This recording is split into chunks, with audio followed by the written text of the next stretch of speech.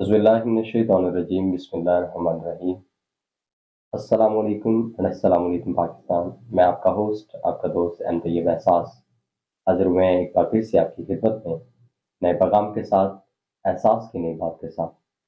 खोलियो मुट्ठी की एक जुगनू न निकले हाथ से, आंख ऐसे झपक लम्हा कोई ओझल ना हो। पहली सीढ़ी पर कदम रख, आखिरी सीढ़ी पर नजर, मंजिलों की जुस्तजू में आएगा कोई पल ना। और आज की नशिस्त की जीनत मेरे काबिल इज़्ज़त, काबिल एहतराम, आज की बहुत ही प्यारी शख्सियत, नहायत शफीक अरबाब फहम दानिश, प्रोफेसर मंसूर अहमद असास आज हमारी नशिस्त की जीनत है। सर, मैं सबसे पहले आपको वेलकम करता हूँ, खुशामदीद, बहुत शुक्रिया आपने अपना टाइम निकाला। और उसके बाद आपकी तबीयत दरियाफ्त कैसे हैं? जी अल्हम्दुलिल्लाह, मैं बिल्कुल ठीक हूँ। आप सुनाएं, ठीक है? जी अल्लाह का शुक्र अल्हम्दुलिल्लाह। सर, आज की नशिस्त आज एक ख़ास मौजू पे रखी गई है। जैसा कि आपको पता है, आपको बताता जाऊँ, मेरे व्यूअर्स जितने भी मौजूद हैं, कि आज की नशिस्त का मकसद ये है कि हम मुआशरे में रहते हैं, इंसान हैं, गलती के पुतले हैं, गलती हो जाती है, खता हो जाती है, अल्लाह से फिर माफ़ी मांगते हैं। मुआशरे में रहते हुए हमने ज़िंदगी भी बसर करनी है। ये अल्लाह की दी हुई नेमत है, जो ज़िंदगी हमें मिली है, ये एक दफ़ा मिली है, ये एक इम्तिहान है। ये और इसे इसमें रहते हुए हमने ज़िंदगी भी बसर करनी है, दुनिया भी बनानी है और उखरवी ज़िंदगी की जो तैयारी भी करनी है। किस तरह से हम इसको जो है वो सारे के सारे मामलात को निपटा सकते हैं। तो सर, मेरा सवाल, आज का पहला सवाल आपकी खिदमत में है। जैसा कि मैंने अर्ज़ किया कि मुआशरे में रहते हैं और मुआशरे में रहते हुए हमसे गलतियाँ भी हो जाती हैं। हम फिर किसी न किसी वाय से, किसी न किसी वजह से अल्लाह ताला की बारगाह में सरमसजूद हो जाते हैं।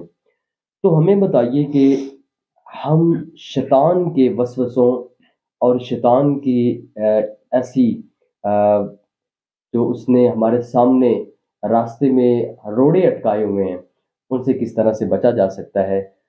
क्या शैतान जो है वो इंसानों में से भी हो सकते हैं? एक तो शैतान हम वाज़ेह जानते हैं कि वो जो नज़र नहीं आता। क्या इंसानों में से भी हम जो है वो शैतान ढूँढ सकते हैं और उनसे किस तरह से बच सकते हैं? जी, इरशाद फरमाइएगा। जी, बहुत शुक्रिया तैयब एहसास। आपने बड़ी अच्छी गुफ्तगू का आगाज़ किया है। इंट्रो में जैसे आपने बात की है, सबसे पहले बात समझने की ये है कि इस दुनिया में रहते हुए जी, दो तरह की क़ुव्वतें कार फरमा हैं। बेशक। एक क़ुव्वत का ताल्लुक़, एक ताकत का जो ताल्लुक़ है, वो रहमान के साथ है, हमारे परवरदिगार के साथ है। जी, यानी वो हक़ की क़ुव्वत है, जो इंसानों को अपनी तरफ अट्रैक्ट करती है, जी, बिल्कुल। अपनी तरफ बुलाती है।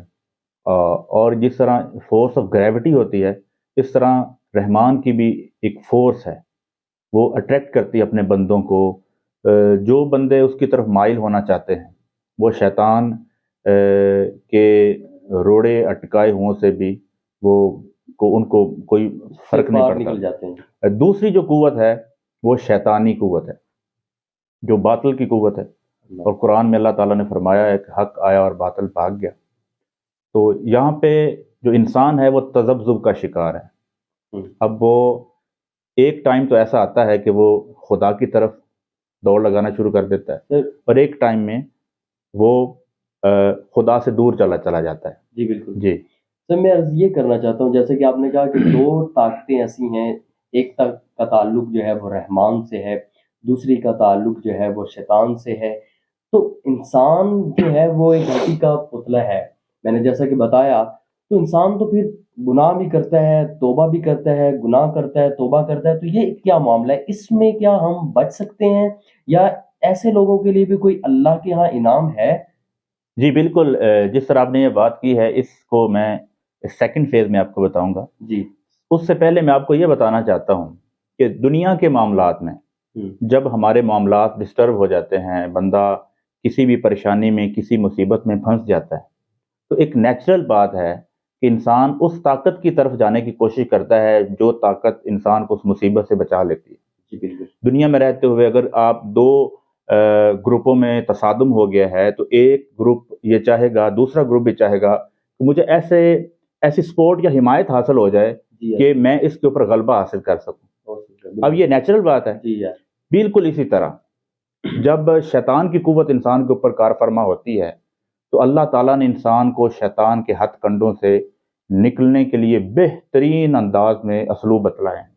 آپ حیران ہوں گے اور پوچھیں گے کہ وہ کون سے اسلوب ہیں. جی دیکھیں جی، عام پنجابی میں جب چھوٹے بچے کھیلا کرتے تھے نا، لڑائی جھگڑا ہو جاتا تھا تو چھوٹا بچہ بھاگ کے ایک بڑے نوجوان کے پاس جاتا تھا کہ بھائی یہ مجھے مارتا ہے، مجھے اس سے بچا لو.